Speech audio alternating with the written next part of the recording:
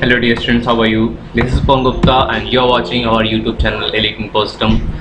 Python के इस video में आज आपको हम बता रहे हैं कि पैटर्न के बाद कुछ स्पेशल प्रोग्राम होते हैं जिसको हम लोग बोलते हैं सीरीज पैटर्न होते हैं, और कुछ नंबर प्रोग्राम होते हैं, इन्हें कैसे रिजॉल्व करना है वो आज आपको हम बताने जा रहे हैं। तो सीरीज बनाने के लिए पहले सीरीज को समझना बहुत ज़रूरी होता है। सीरीज में भी एक लॉजिक छिपा होता है, अगर आप लॉजिक समझ गए तो आपका सीरीज तैयार हो गया। जैसे कि मैंने एक सिंपल सा एक सीरीज बना दिया है 1 4 1 2 4 8 16 32 64 128 2 5 6 5 12 1 0 2 4 एंड सो ऑन। तो ये सीरीज आपको बहुत अच्छे समझ में आ रही है। इस सीरीज में क्या हो रहा है, चीजें डबल होती जा रही हैं, डबलिंग हो रही है। ठीक है, तो मैंने क्या किया, हाँ अब आपसे कहा गया कुल कितने टर्म्स चाहिए, मुझसे कहा गया मुझे 20 टर्म्स चाहिए। ठीक है, मैंने 20 टाइम्स काम करने के लिए इसको बोल दिया कि भाई तुमको 20 टाइम्स काम करना है। अब एक नंबर मैंने 1 से इनिशियलाइज करके रखा है, जब मुझे प्रिंट करने का नंबर आता है हम n को प्रिंट कर देते हैं और कह देते हैं कि उसी बार उसी में जोड़ लेना अगली वैल्यू को। ठीक है, तो इस तरह से वो कॉमा कॉमा करता चला जाएगा। ऑलराइट, अब अगली वैल्यू n की क्या होनी चाहिए, तो उसको हमने 2 से मल्टीप्लाई करके उसको हमने दे दिया कि अगली बार 2 से मल्टीप्लाई हो जाएगा। तो पहले 1 होगा, फिर 2 हो जाएगा, 4 अपने आप होता चला जाएगा। तो जो x का काम है एक नंबर ऑफ टर्म्स को काउंट करने का है, और जो n का काम है सीरीज प्रिंट करने का। यानी कि 2 टर्म्स मैंने इस्तेमाल किए हैं जिसको कि मैं से कंट्रोल कर पा रहा हूं। अगर आपको आखिरी वैल्यू पता है कौन सी वैल्यू आने वाली है तो आप एक ही टर्म्स में काम ले सकते थे, बस आपको यहाँ पे स्टेप वहां पे आपको मल्टीप्लाई 2 करके डिफाइन करना होता है। एनीवे, ये बहुत इजी है आपको समझने के लिए। x बता रहा है कि नंबर ऑफ टर्म्स कितने आएंगे और काम कितनी बार होगा। अब काम करना क्या है, हमने n की वैल्यू को ले ली और 2 से मल्टीप्लाई करते जा रहे हैं। Let's see what is the result. So result is the same as we have thought. कैसा रिजल्ट आ रहा है, सेम वैसा ही रिजल्ट आ रहा है जिससे हमने सोचा था। तो सीरीज का अगर आपको लॉजिक समझ में आ गया then series is very very easy. मैं आपके सामने अभी एक नई सीरीज लिख रहा हूँ जिसको कि देख के आपको समझ में आ जाएगा कि कुछ नया लॉजिक है इसमें। एक्चुअली लॉजिक इसमें कुछ खास है, समझने की कोशिश करिए इसमें क्या लॉजिक है। तो आप देख पा रहे हो कि इसमें 3 टर्म्स हैं, मैं सबको ज्वाइन करके लिखा हूँ जिससे कि आपको दिक्कत हो थोड़ी सी, जिसे अब आप समझ गए इस बात को अगर तो आपको दिक्कतें नहीं होने वाली हैं, नहीं तो दिक्कतें बहुत हो सकती हैं। तो देखो अभी हमने क्या लिखा है, हमने यहाँ पे 3 टर्म्स के पेयर बना के लिखे हैं, लेकिन लिखे चपका के हैं इसलिए आपको समझने में थोड़ी दिक्कत हो सकती है। अगर आप इन चीज़ों को अलग अलग करके देखेंगे तो आपको समझने में बिल्कुल दिक्कत नहीं होगी कि कैसे काम कर रहा है। तो लॉजिक क्या है, लॉजिक इज वेरी इजी। अब आप देखो यहाँ पे 3 टर्म्स हमें साथ साथ दिख रहे हैं। ये 3 टर्म्स ऐसे हैं जो कि हमने एक साथ लेके चले हुए हैं और आपसे कहा गया है टोटल 30 टर्म्स चाहिए। ठीक है, कुल 30 हमें टर्म्स चाहिए इसमें। ठीक है, हो जाएगा। अब 30 टर्म चाहिए, यानी कि अगर 3 लोग काम कर रहे हैं तो सभी लोग 10-10 बार काम करेंगे तो काम हो जाएगा।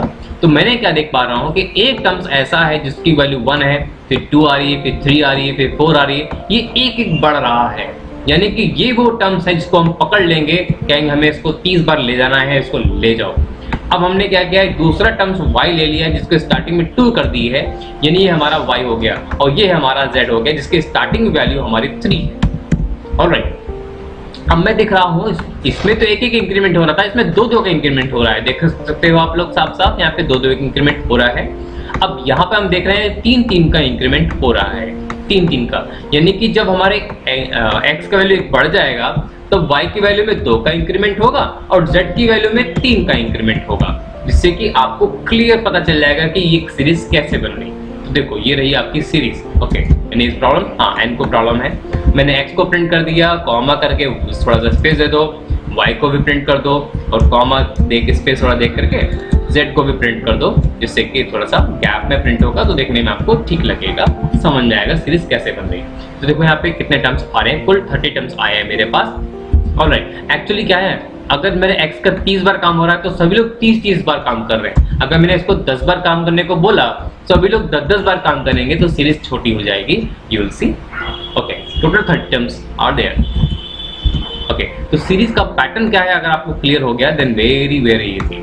अब आपके सामने एक नई सीरीज लिख रहा हूँ 1, 1, 1, 2, 3, 4, 3, 6, 7 तो अब आपके सामने ये सीरीज कैसे बन रही है, अगेन आप इसको पेयर में डिवाइड कर दो, 3 पेयर बना दो। अब आपको साफ साफ दिख रहा है कि तीनों की स्टार्टिंग 1 से हो रही है और आगे कंटिन्यू वैसा ही प्रोसेस हो रहा है। इसमें एक इंक्रीमेंट हो रहा है, इसमें 2 इंक्रीमेंट, उससे 3 इंक्रीमेंट हो रहा है। देख सकते हो आप, 1 इंक्रीमेंट हुआ, 2 इंक्रीमेंट और 3 इंक्रीमेंट हुआ, 1 इंक्रीमेंट, 2 इंक्रीमेंट, 3 इंक्रीमेंट। तो इंक्रीमेंट तो वैसा ही हो रहा है, बस हमने 3 टर्म्स ले रखे हैं हमारी सीरीज।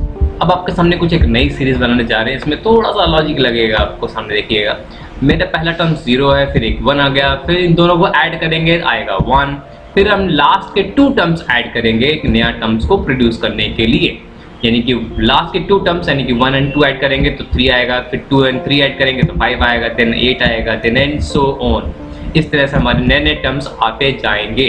तो जो टर्म्स आ रहे हैं, कितने आने हैं, हमें लास्ट टर्म्स हमें दिया जाएगा कि हमें लास्ट में वैल्यू ये चाहिए या कुल इतने टर्म्स चाहिए।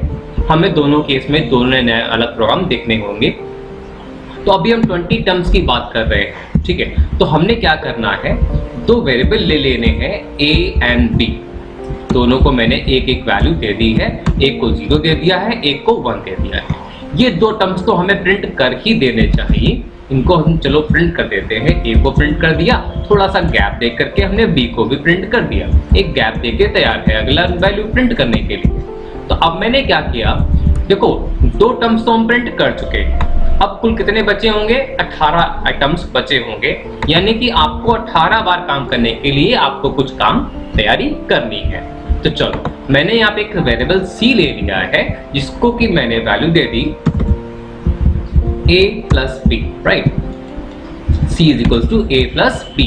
तो दोनों की जो वैल्यूज थी हमारी ऐड होके c में आ गई। तो हमने c को यहाँ पे प्रिंट कर दिया और एक गैप डाल दिया, अगली वैल्यू के लिए तैयार है। चलो, अब क्या होने वाला है, अगली बार के लिए जो हमारा b का वैल्यू है वो a बन जाएगा और जो c का वैल्यू है वो b बन जाएगा अगली बार, फॉर नेक्स्ट टाइम के लिए।